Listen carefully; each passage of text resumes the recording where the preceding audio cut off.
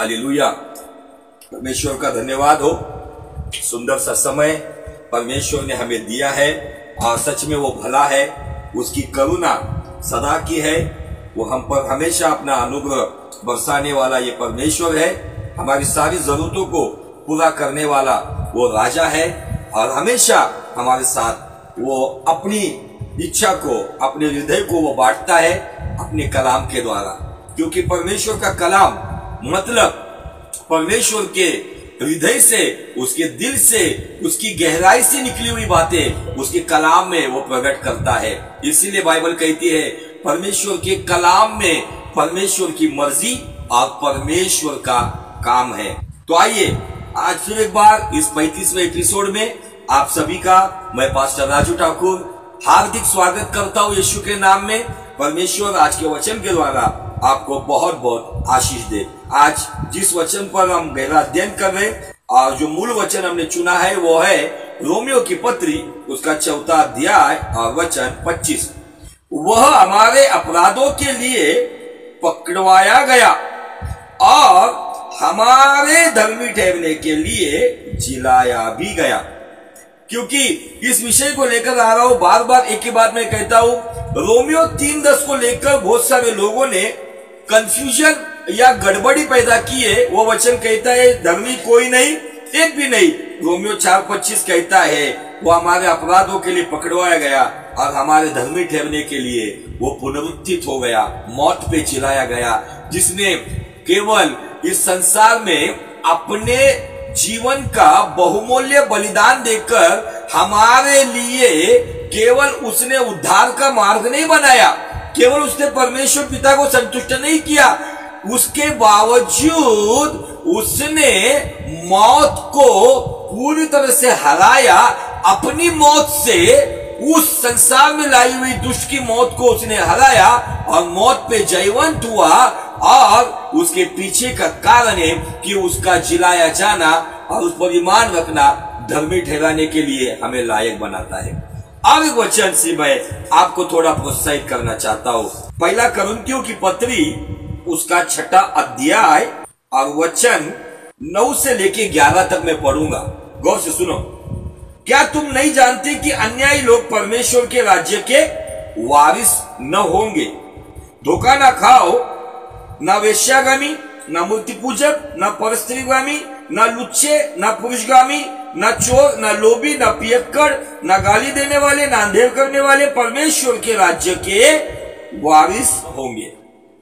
11वां वचन क्या कहते देखो। और तुम में से कितने ऐसे ही थे। मैं खुद को जानता हूं, मैं भी इन पापियों में से एक पापी था। यीशु को ग्रहण करने से पहले, उद्धार का अनुभव लेने से पहले मेरी गिनती भी इनमें से कुछ पापों में की जाते तो कोई बड़ी बात नहीं है, लज्जा की बात नहीं। मैं था, लेकिन आज यीशु मसीह के अनुग्रह से मुझे क्या मिला है, आपको क्या मिला है, ये 11वां वचन बहुत प्रोत्साहित करने वाला है। बहुत से सुनो। और तुम में से कितने ऐसे ही थे, परंतु मैं हमेशा कहता हूं जब भी बाइबल में परंतु आता है ना, तो वहां पे थोड़ा सा रुक जाना, अपने विचारों को कंट्रोल करना, पूरा ध्यान उस वचन की ओर लगाना। क्योंकि जब भी परंतु आता है तो समझना मामला गंभीर है, कोई तो महत्वपूर्ण बात वहां पे बताई जा रही है। उन पापियों में से हम भी थे, परंतु तुम प्रभु यीशु मसीह के नाम से और हमारे परमेश्वर के आत्मा से धोए गए, पवित्र हुए और धर्मी ठहरे। Hallelujah, praise the Lord. यहाँ पे भी धर्मी आ गया यीशु के नाम से और परमेश्वर की आत्मा से। नंबर 1 हम धोए गए मतलब शुद्ध हुए। नंबर 2 हम पवित्र हुए, शुद्धता से पवित्रता, पवित्रता से धर्मी। वाह, आज इस वचन के द्वारा हमारे पास एक कॉन्फिडेंस है, एक आत्मविश्वास है। कौन कहता है रोमियो 3:10 को लेकर धर्मी कोई नहीं, एक भी नहीं। फिर ये वचन क्या कहता है, हमारी गिनती भी उन पापियों में की जाती थी, लेकिन यीशु मसीह पर किया हुआ, यीशु मसीह के नाम पर किया हुआ विश्वास, यीशु मसीह के द्वारा मिला हुआ उद्धार और पिता परमेश्वर की आत्मा से हमारी आत्मा को धोया गया। जो गंदी हमारी आत्मा थी, जो अशुद्ध हमारी आत्मा थी, जो श्रापित हमारी आत्मा थी, केवल यीशु के लहू से ही नहीं, तो ये परमेश्वर पिता की आत्मा से हम धोए गए, शुद्ध किए गए, पवित्र किए गए और धर्मी हो गए। वाह, मुझे इस वचन से बहुत और बहुत आशीष मिलती है। लास्ट टाइम हमने रोमियो 8:30 में से भी एक वचन को पढ़ा था। फिर जिन्हें उसने पहले से ठहराया उन्हें बुलाया भी, और जिन्हें बुलाया उन्हें धर्मी भी ठहराया है। जिनको बुलाया, मैं नहीं जानता था कि मैं परमेश्वर का सेवक बनूंगा। मेरी जिंदगी में मैं कभी एक ख्वाब भी नहीं देखा कि मैं परमेश्वर का एक खादिम बनूंगा, लेकिन उस खुदा ने इसी कलाम के अनुसार मुझे मां की कोख से ठहराया। एक समय आया, मुझे बुलाया, और केवल बुलाया नहीं तो अपने इकलौते पुत्र के महान बलिदान से उद्धार करते हुए अपनी आत्मा से धोकर मुझे शुद्ध किया, पवित्र किया और धर्मी ठहराया। और आगे दिया है, जिन्हें धर्मी ठहराया उन्हें महिमा भी दी।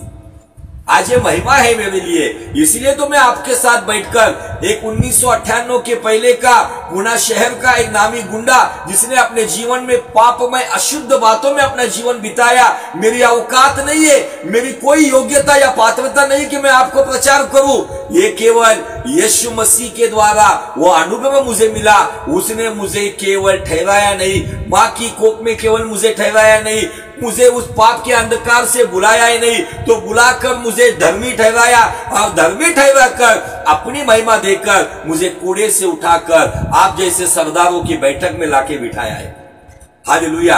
ये परमेश्वर अपने लोगों को अपनी महिमा देता है, ये अपनी महिमा देता है। और जब उसकी महिमा मिलती है ना, तो आपके पास शिक्षा हो या ना हो, आपके पास नॉलेज हो या ना हो, आपके पास ताकत हो या ना हो, आपके पास शोहरत हो या ना हो, आपके पास कुछ अच्छी चीज हो या ना हो, आपके पास अच्छा प्लेटफॉर्म हो या ना हो, परमेश्वर की महिमा यदि इजराइलियों को 40 साल संभाल सकती है, तो वही यीशु मसीह कल, आज और युगानुयुग एक समान है। उसकी महिमा आज भी हमें हर हालात में हमें भी संभालेगी और हमारे द्वारा औरों का पालन पोषण करेगी। आमीन, हालेलुया। अब इस वचन से परमेश्वर ने आज हमें बहुत प्रोत्साहित किया है। आप ये मत सोचो कि आपका चुनाव किया नहीं गया। आपकी मां की कोख में आप परमेश्वर की योजना के अनुसार ठहराए गए हो। आपकी मां की कोख में बीज स्वरूप में गर्भधारणा करने से पहले आप ठहराए गए हो। आप इस संसार में यीशु मसीह की योजना के अनुसार बुलाए भी गए हो, और बुलाए गए हो तो उस पवित्र आत्मा के द्वारा धोकर, यीशु मसीह के लहू से धोकर आप शुद्ध किए गए हो, आप पवित्र किए गए हो, आप धर्मी ठहरे हो, और जिसको उसने धर्मी ठहराया उन्हें अपनी महिमा भी दी। आमीन। और बाइबल में हम देख रहे निर्णयों के ऊपर, लेकिन फिर से आप कहेंगे ये बार बार क्यों बता रहे? धर्मी ठहरने के लिए, धर्मी जीवन में चलने के लिए हमारे धर्मी निर्णय बहुत महत्वपूर्ण है। इसीलिए वो धर्मी निर्णय महत्वपूर्ण है, इसलिए हमें वचन पता होना चाहिए निर्णयों के बारे में बाइबल क्या कहती है। गलातियों की पत्री उसका 6वां अध्याय और वचन 7 और 8 फिर से पढ़ेंगे हम। धोखा ना खाओ, परमेश्वर ठट्टों में उड़ाया नहीं जाता, क्योंकि मनुष्य जो कुछ बोता है वही काटेगा। क्योंकि जो अपने शरीर के लिए बोता है वो शरीर के द्वारा विनाश की कटनी काटेगा, और जो आत्मा के लिए बोता है वो आत्मा के द्वारा अनंत जीवन की कटनी काटेगा। और ये बात निर्णयों पर आती है। मेरे शारीरिक क्षेत्र के निर्णय भले ही कुछ समय के लिए मुझे लोगों के सामने, समाज के सामने एक शोहरत देगा, दौलत देगा, एक अच्छा नाम देगा, लेकिन यही मेरा शारीरिक क्षेत्र का लिया हुआ निर्णय मुझे आपको बताना है, कहीं ना कहीं मेरे जीवन में यही शरीर के क्षेत्र का निर्णय मेरे जीवन में विनाश की कटनी लेकर आएगा। लेकिन यदि अगर ये निर्णय मैंने आत्मा की क्षेत्र में लेकर शरीर को कुचल कर शोहरत से अधिक मैंने खुदा के सामने झुकना पसंद किया, दौलत से अधिक मैंने परमेश्वर के साथ दुख उठाना अगर मैंने चुन लिया है, शानो शौकत और ऐशो आराम से अधिक मैंने परमेश्वर की राह पे चलने का अगर निर्णय लिया है, तो शायद कुछ समय के लिए दुनिया के सामने ये मूर्खता का काम होगा, लेकिन एक समय आएगा यही निर्णय जो आत्मा के क्षेत्र में लिया गया हमारे लिए अनंत जीवन की कटनी काटेगा। Hallelujah, praise the Lord. और धर्मी व्यक्ति के जो 5 स्वभाव है, वो स्वभाव भी लगे हाथ उसके ऊपर भी हम थोड़ा सा रिवीजन करते हैं। याकूब की पत्री 5वां अध्याय वचन 16 कहता है, आपस में एक दूसरे के सामने अपने गलतियों को, अपराधों को या गुनाहों को मान लो, मानकर एक दूसरे के लिए प्रार्थना करो कि जिससे तुम चंगे हो जाओ। ये कौन सी चंगा ये पता है? अगर गुनाह को मानने की बात कही गई है, क्षमा मांगो, क्षमा करो, एक दूसरे के लिए दुआ करो, आपस के टूटे हुए रिश्तों को जोड़ो। जो मानसिक क्षेत्र में बीमार है, कड़वाहट की वजह से बदले की आग में दिन रात जल रहे हैं, ईर्ष्या की आग में जल रहे हैं, किस जलन में जीवन जी रहे, यदि आपस में जो मनमुटाव है, यदि माफी मांगी जाती है, माफी दी जाती है और एक दूसरे के लिए माफी करने वाला और माफी मांगने वाला एक दूसरे जब आपस में एक दूसरे के लिए दुआ करते हैं, तो उनके जीवन में यहोवा शालोम नाम की वो असीम शांति आती है जो उन्हें चंगा करती है और उनकी प्रार्थना के बीच में जो दीवार है वो दीवार टूट जाती है। और इसी वचन में लिखा है, धर्मी जन की प्रार्थना के प्रभाव से बहुत कुछ होता है। ये एक ही वचन है याकूब 5:16 में, जहां पे गलती मानने के लिए कहा गया है और गलती मानने के बाद एक दूसरे के लिए दुआ करने के लिए कहा गया है। मतलब जब इस प्रोसेस से हम गुजरते हैं ना, तो हमारी प्रार्थना जो सालों से रुकी हुई है ना, वो प्रार्थना के बीच में जो दीवार चुनी हुई है ना, कड़वाहट की दीवार, जेलसी की दीवार, ईर्ष्या की दीवार, बदले की आग की दीवार, ये सारी दीवारें टूटती है और हमारी प्रार्थना परमेश्वर की सिंहासन के पास पहुंचती है और हमारी प्रार्थना को एक नाम मिलता है, धर्मी जन की प्रार्थना। और इस धर्मी जन की प्रार्थना के प्रभाव, मतलब प्रभाव अगर डालना है परमेश्वर के सिंहासन के सामने, यदि स्वर्ग के ऊपर हमारा प्रभाव गिरे, उसके लिए हमें धर्मी होना जरूरी है, उसके लिए हमें क्षमाशील होना होगा, हम प्रार्थनाशील होंगे, तब जाके स्वर्ग पे हमारा प्रभाव गिरेगा। और ऐसे धर्मी जन की प्रार्थना के प्रभाव से बहुत कुछ हो सकता है। जो अब तक नहीं हुआ है वो अब हो सकता है, यदि ये धर्मी जीवन का पहला पड़ाव क्षमा के ऊपर है, दूसरा पड़ाव प्रार्थना के ऊपर है, और तीसरा, चौथा और 5वां पड़ाव आपको रोमियो 3 अध्याय वचन 10 से 12 में है।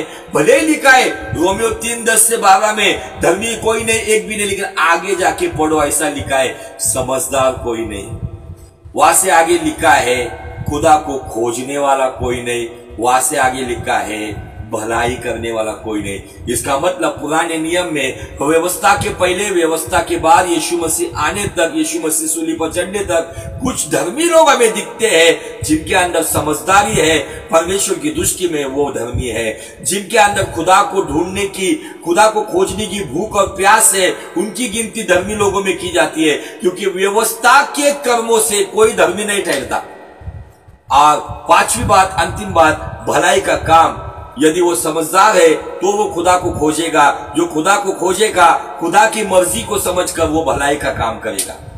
तो पुराने नियम के ये 3 स्वभाव नए नियम के 2 स्वभाव के साथ अगर जोड़ेंगे, क्षमाशीलता के बाद प्रार्थनाशीलता, प्रार्थनाशीलता के बाद समझदारी, समझदारी के बाद खुदा की खोज, खुदा की खोज के बाद अंतिम पड़ाव में भलाई का काम, ये 5 स्वभाव जब एक साथ आते हैं तो धर्मी जन का ये 5-4 मिनिस्ट्री का मुक्का बनता है।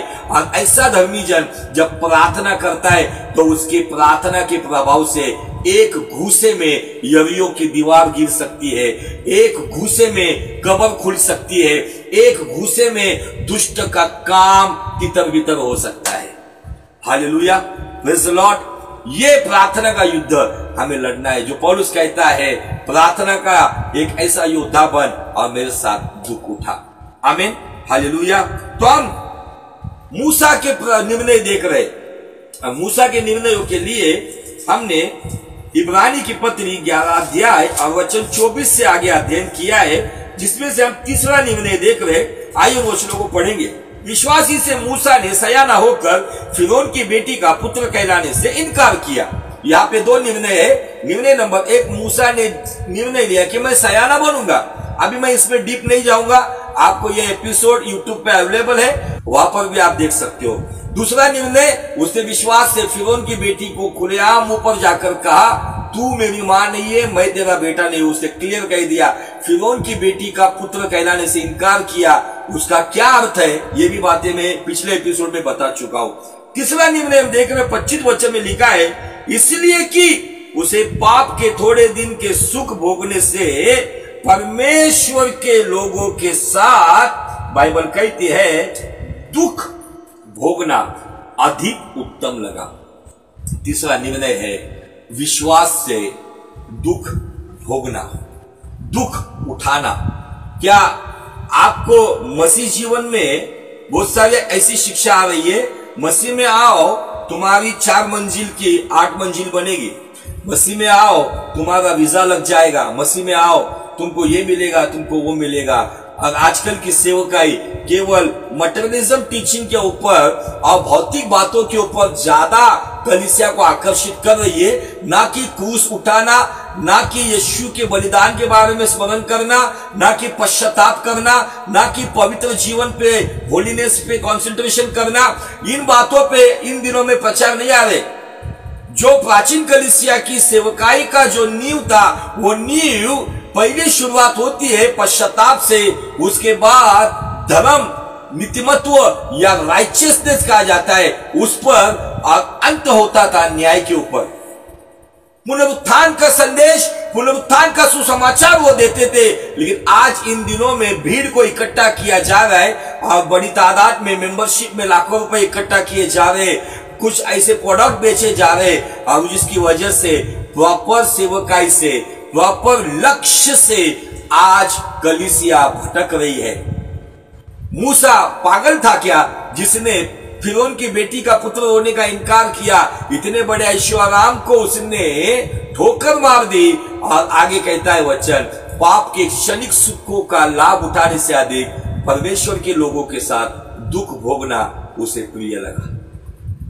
और ये तीसरा निर्णय, ये निर्णय लेते वक्त शायद उसके उम्र के, उसके राजमहल में जिसकी ताली के ऊपर जो नौकर चाकर आते थे, वो उसके ऊपर हंस पड़े होंगे। क्या पागल आदमी है, जितने बड़े ऐश्वर्याराम को छोड़कर बाइबल कहती है कि उसने पाप के थोड़े दिन के सुख भोगने से परमेश्वर के लोगों के साथ दुख भोगना अधिक उत्तम लगा। मेरा सवाल है, आपको क्या अधिक उत्तम लगता है? शादी ब्याह में जाना क्या अधिक उत्तम लगता है?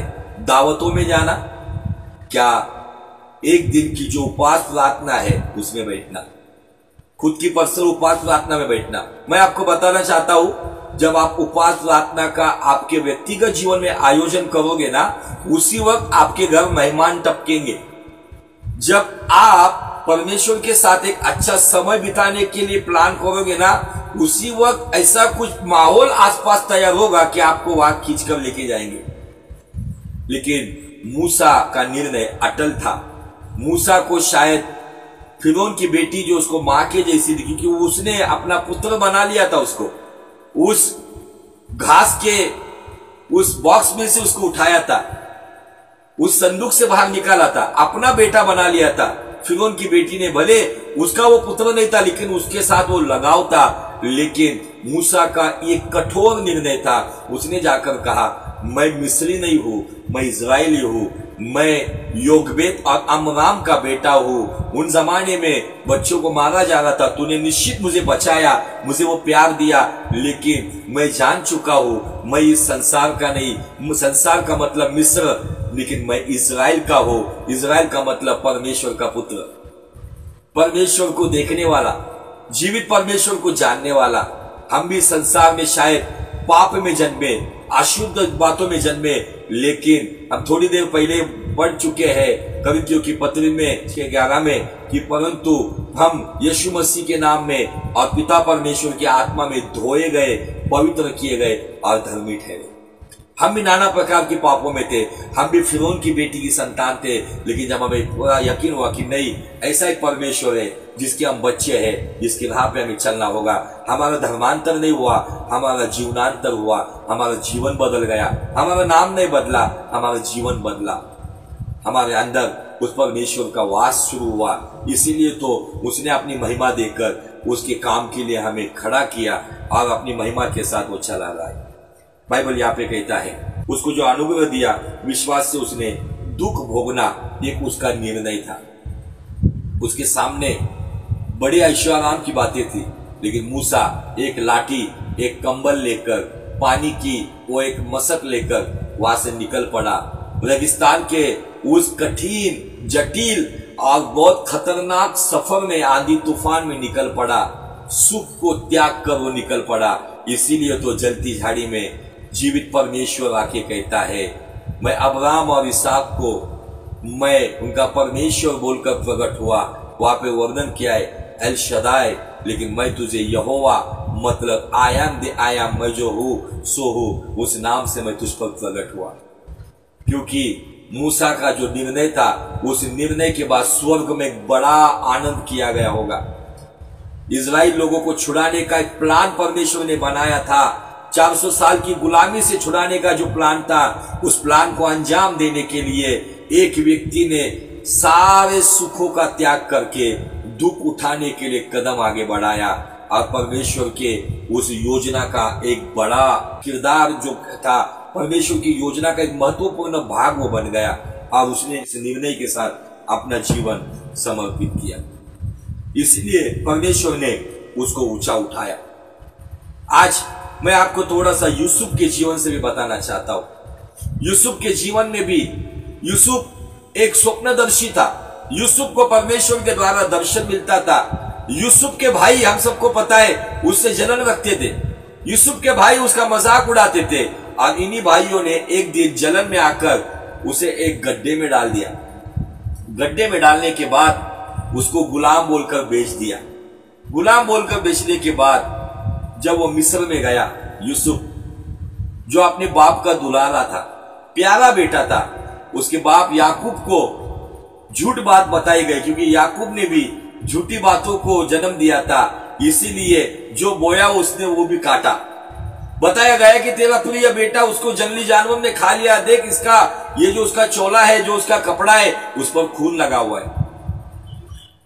यूसुफ मिस्र में गया, उसकी मालकिन उसके ऊपर डोरे डाल रही थी। गंदी निगाह से, गंदे विचार से उसके साथ वो व्यभिचार करना चाहती थी।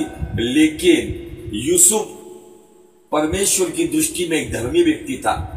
उसने उससे स्पष्ट रीति से कहा, तेरे साथ ये कुकर्म करते हुए मैं खुदा की नजरों में गुनाहगार नहीं बनना चाहता। और यूसुफ ने वहां पे पाप के क्षणिक सुख का लाभ उठाने से अधिक, शायद उसके साथ कुछ नौकर चाकर उसकी उम्र के होंगे, वो कहते होंगे, अरे यूसुफ तेरे लिए ये तो बहुत बड़ा गोल्डन अपॉर्चुनिटी है, ये तेरे लिए एक सुआ अवसर मिला गया है, इसका फायदा उठा, जवानी है, जवानी के ऐशो आराम तो कर सकता है। लेकिन यूसुफ इन बातों में गिरा नहीं। उसने पाप के क्षणिक सुख का भोग उस पोटीफर की स्त्री के साथ करने से अधिक अपना चोला वहां पे छोड़कर वो नग्न अवस्था में उस घर से भागा। लेकिन उसने जेल का दुख उठाना पसंद किया। शायद उसके सारे मित्र उसके साथ रहेंगे उस वक्त, बाकी के गुलाम, उन्होंने मजाक उड़ाया होगा। लेकिन आपको बताने के लिए बहुत आनंद होता है, भले ही यूसुफ ने पोटीफर के घर में अपना वस्त्र गवाया, लेकिन उसी देश के अंदर उसने मिस्र का मुकुट कमाया। वो मुकुट क्यों मिला? वो मुकुट उसको क्यों प्राप्त हुआ? मिस्र का वो राजा क्यों बन गया? मिस्र का अधिकारी क्यों बन गया? परमेश्वर की योजना थी। उस योजना को पूरा करने के लिए, जैसे इजरायली लोगों को मिस्री के हाथ से छुड़ाने के लिए मूसा को दुख उठाना जरूरी था, वैसे ही अकाल के समय इजराइल का वंश बचने के लिए किसी एक व्यक्ति को दुख उठाना जरूरी था। जैसे इस सारे संसार को पाप से छुटकारा देकर, उद्धार मिलाकर, धर्मी बनाकर स्वर्ग के राज्य में पहुंचाने के लिए एक ने दुख उठाया, और वो है हमारा यीशु मसीह। उसके बारे में बाइबल बहुत अच्छी बात बताती है। आइए उस वचन को भी हम पढ़ेंगे। इब्रानी की पत्री 12 अध्याय वचन 2 से आगे देखो क्या कहता है। विश्वास के कर्ता और सिद्ध करने वाले यीशु की ओर ताकते रहे, जिसने उस आनंद के लिए जो उसके आगे धरा था, लज्जा की कुछ चिंता ना करके क्रूस का दुख सहा और परमेश्वर के सिंहासन की दाहिनी ओर जा बैठा। क्रूस का दुख सहा, उस क्रूस के दुख को उसने उठाया। यूसुफ ने दुख उठाया।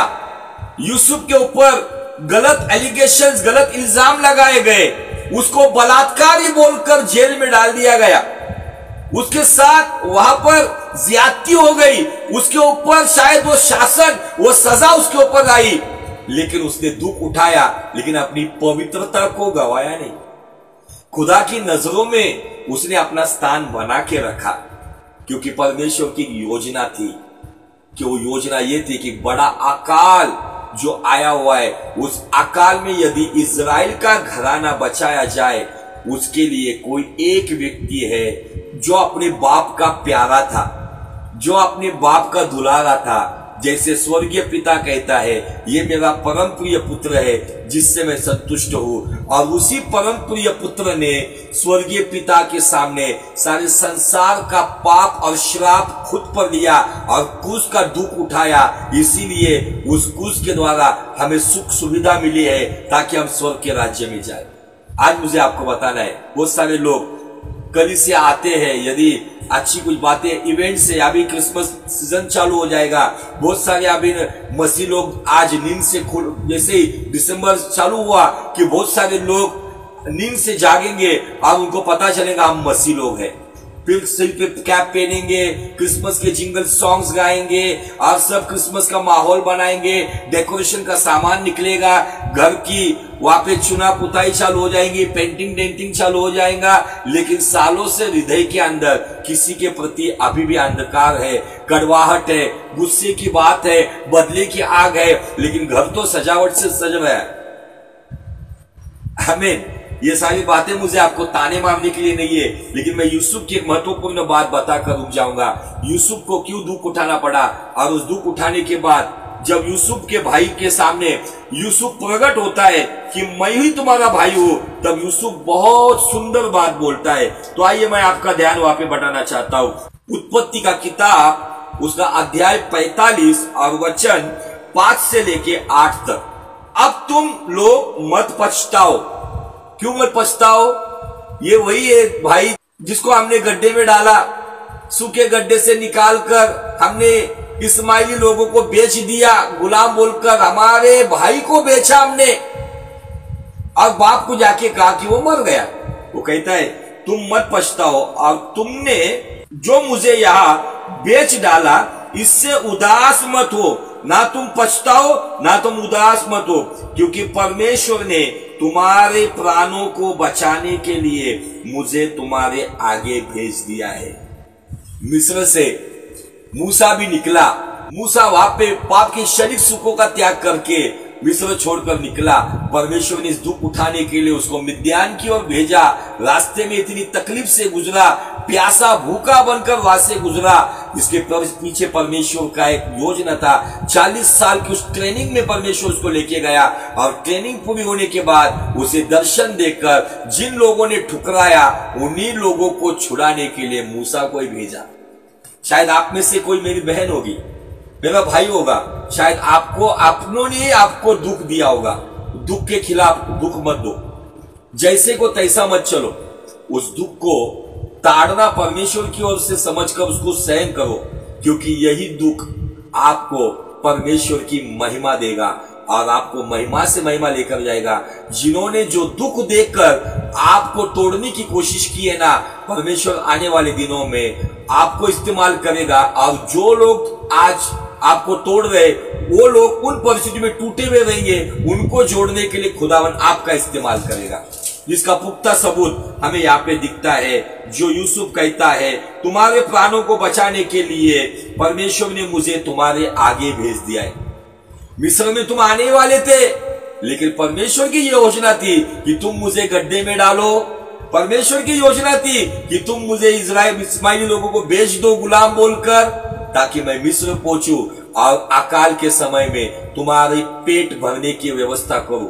शायद आज कुछ लोग आपको अपमानित करके, तुच्छ जानकर आपको जलील करते होंगे, लेकिन आज मैं आपको बताना चाहता हूं, उन लोगों को बचाने के लिए, उनका पेट भरने के लिए, यदि आप खुदा की ओर देखकर अगर दुख उठा के चलते हो ना, तो निश्चित उनको बचाने का कारण आप बनोगे और उस वक्त वो आपके सामने शर्मिंदा होकर आपके सामने खड़े रहेंगे। ये हमारा परमेश्वर है। आगे देखो, क्योंकि अब 2 वर्ष से इस देश में अकाल है और अब 5 वर्ष और ऐसा ही होंगे, उनमें ना तो हल चलेगा और ना अन्न काटा जाएगा। इसलिए परमेश्वर ने मुझे तुम्हारे आगे इसलिए भेजा कि पृथ्वी पर तुम जीवित रहो और तुम्हारे प्राणों के बचने से तुम्हारा वंश बढ़े। इस रीति अब मुझको यहाँ पर भेजने वाले तुम नहीं, परमेश्वर ही ठहरा, और उसी ने मुझे फिरौन का पिता सा और उसके सारे घर का स्वामी और सारे मिस्र का प्रभु ठहरा दिया। क्या कहना है वो? भले तुमने गड्ढे में डाला, भले मुझे बेच दिया गया, लेकिन वो कहता है परमेश्वर ने ये सब ठहराया था। और हम वही आते रोमियो 8:30, जिसने ठहराया उसने बुलाया भी, जिसने बुलाया उसने धर्मी भी ठहराया, और जिसने धर्मी ठहराया उसे उसने अपनी महिमा दी। क्यों मिला ये महिमा? दुख उठाना। आज बहुत सारे लोग केवल सुख उठाना चाहते हैं, बहुत सारे लोगों को केवल सुख में आनंद है, इसीलिए चर्च जाना है, सभा में जाना है तो सुख के लिए जाते हैं। कितने लोग हैं कि आज खुदा के लिए दुख उठाने के लिए तैयार है?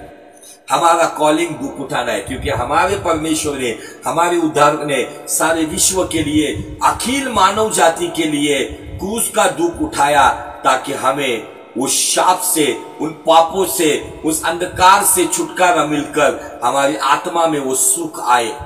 शरीर में भले हम दुखी हो, ये आत्मा में यदि हम सुखी है तो पवित्र आत्मा का आनंद हमारे जीवन में नामुमकिन बातों को मुमकिन करता है यीशु के नाम में। फिर से सवाल छोड़ना चाहता हूं, क्या आपके खिलाफ क्या रची गई साजिश, आपके रिश्ते नातों ने, आपके दोस्त यारों ने, आपके मिनिस्ट्री में, आपके बिजनेस में, आपकी नौकरी में जिन लोगों ने आपको दुख पहुंचाया, जिन लोगों ने आपको ठेस पहुंचाई, मैं आपको बताना चाहता हूं, ये आया हुआ दुख आपको महिमा से महिमा में लेकर जा रहा है।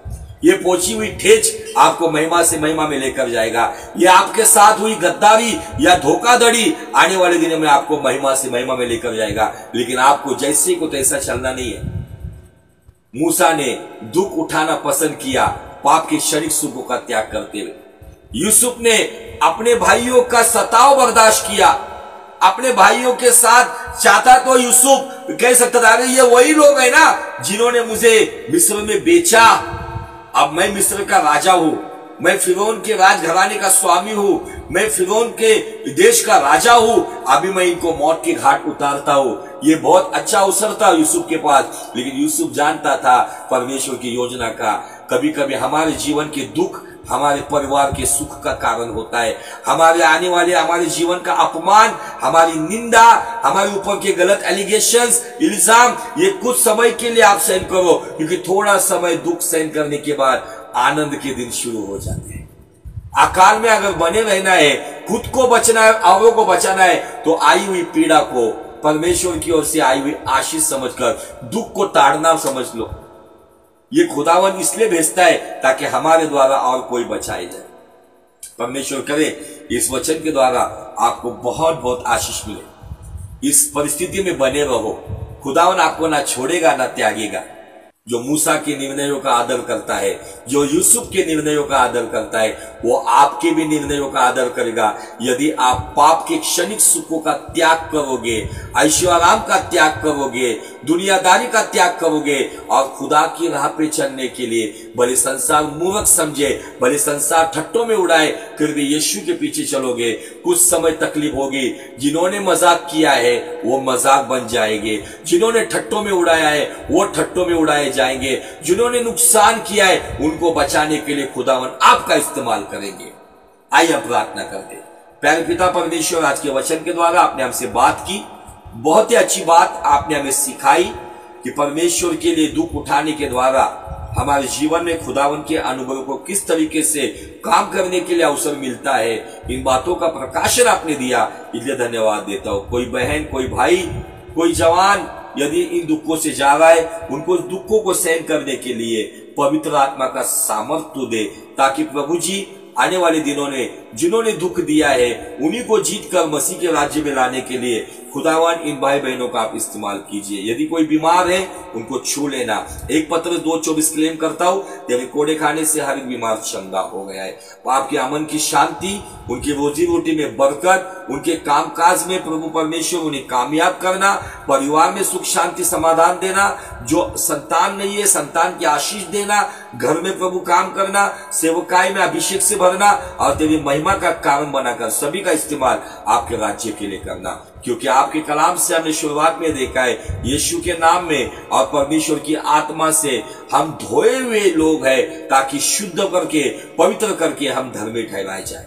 धन्यवाद देते, आपने हमें धर्मी बनाया, क्योंकि आप खुद धर्मी परमेश्वर हो। सारा आदर सारी महिमा आपको देते हुए मरकुस 11:24 के साथ सहमत होता हूं। जो मांगा है वो हमने पाया है। परमेश्वर का पुत्र नासरी यीशु के नाम में मांगते, सुन और ग्रहण कर पिता। आमीन, आमीन, आमीन। प्रभु करे इस वचन के द्वारा आपको बहुत बहुत आशीष मिले। अगर परमेश्वर की महिमा के लिए आप शेयर करना चाहते हो तो ये वीडियो आप लोगों के साथ शेयर कर सकते हो, वचन के साथ बात कर सकते हो और इस वचनों को संभाल के रखिए।